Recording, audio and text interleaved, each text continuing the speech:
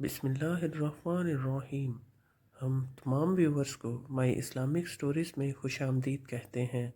دوستو، اگر آپ کو ہماری ویڈیو پسند آئے تو ویڈیو کو لائک اور شیئر کریں اور ہمارے چینل کو سبسکرائب کریں اور بیل آئیکن پریس کرنا نہ بھولیں تاکہ آپ کو ہماری نئی آنے والی ویڈیو کا نوٹیفیکیشن مل سکے۔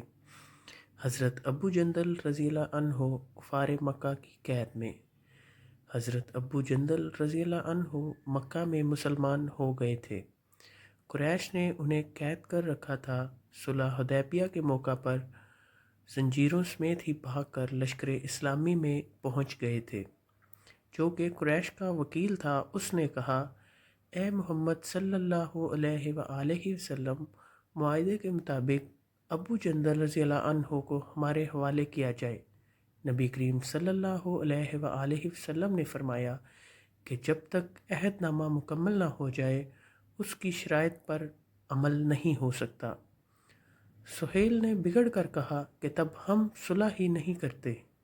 نبی کریم صلی اللہ علیہ وآلہ وسلم نے حکم دیا اور حضرت ابو جندل رضی اللہ عنہ کو قریش کی سپرد کیا گیا۔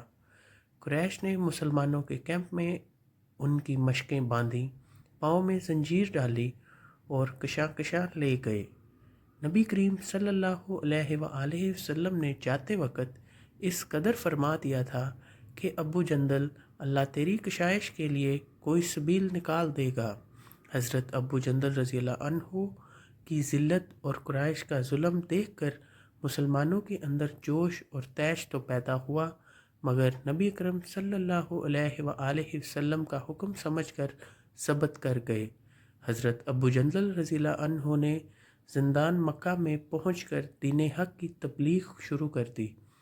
جو کوئی ان کی نگرانی پر مامور ہوتا وہ اسے توحید کی خوبیاں سناتے، اللہ تعالیٰ کی عظمت و جلال بیان کر کے ایمان کی ہدایت کرتے۔ اللہ کی قدرت کے ابو جندل رضی اللہ عنہ اپنے بچے ارادے اور سعی میں کامیاب ہو جاتے اور وہ شخص مسلمان ہو جاتا۔ قریش اس دوسرے ایمان لانے والے کو بھی قید کر دیتے۔ اب یہ دونوں مل کر اسلام کی تبلیغ کا کام اس قید خانے میں کرتے۔ الغرض اس طرح ایک ابو جندل رضی اللہ عنہ کے قید ہو کر مکہ پہنچ جانے کا نتیجہ یہ ہوا کہ ایک سال کے اندر تقریباً 300 اشخاص ایمان لے آئے۔ جزاک اللہ۔